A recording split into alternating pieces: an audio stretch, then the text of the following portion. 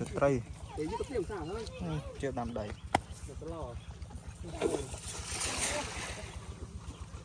ไปตะมุนตะโบงเจ๊ปลามาเบี้ยป่ะอีสตรีสตรีโอนโชว์โอนชิดเปียกโม่ไอเปียกโม่ปลาอาจจะเล่นตัวกระดาษมาเฮ้ยโทษเรียกนายอีจันมือเพชรเรียกนายท่านเพชรเรียกนายสตรี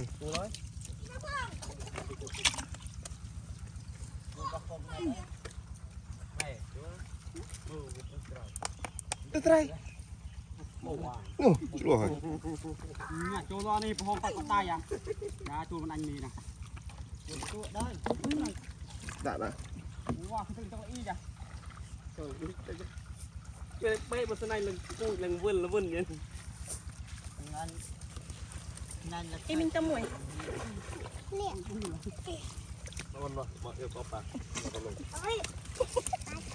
กูปลาแก้มเลยตัวเสื่องให้หน่อยเราถ้าต้องมันเกี่ยวใช่เนาะนู่นเราเลยมูหุ่นบังตามปลายก็ลอยละแป้เบอร์สไนหรือกู้อีกเดี๋ยวพ่อเริ่มมากไปยังไง